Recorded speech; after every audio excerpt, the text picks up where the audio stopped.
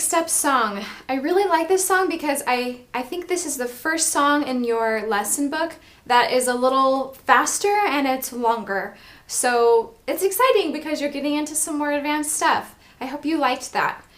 Your right hand 1 and 4 go on C and F if you want to write that in your music. And then left hand 2 goes on F. I'll give you a second to write those in.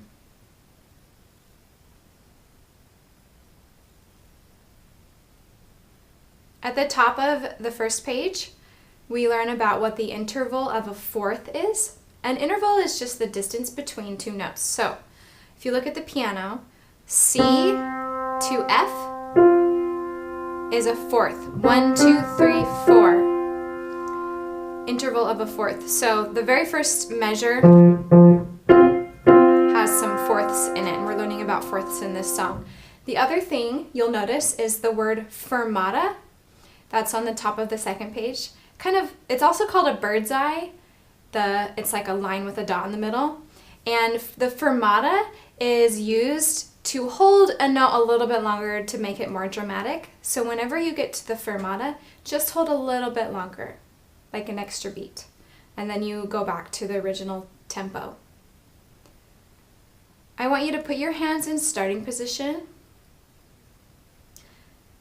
And after you get there, we're just going to check it to make sure your fingers are curved. So if you have a parent sitting with you, if your parent can help you with this, but you want to check and make sure your hands are like this. They're curved, almost like you're holding a ball, and then put them on the piano. You don't want this. This is the worst. Do not play like this. Every single teacher you ever have will be so sad and probably pretty mad. And it's very hard to change later, so do everything you can just to lift those fingers and to curve them. Also, our wrists are not down. If your wrists ever touch the keys or the piano, that is like the biggest no-no when you're learning music. Lift them up so they're nice. And also, make sure your shoulders aren't like this. You want to drop your shoulders down. That happens all the time with students. I just say drop your shoulders and you see them drop their shoulders down. You don't even realize you're tensing.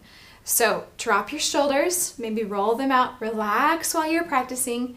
Make sure your back is nice and straight and tall. Feet are flat on the ground and your fingers are curved. Your wrists are lifted. This is proper playing position.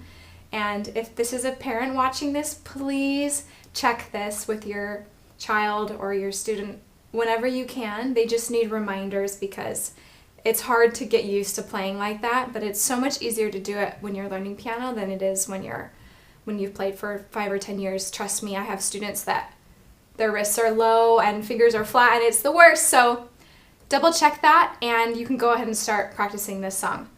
The first couple times, count out loud. I know it's hard, just do it though. Trust me, it'll help you in the long run.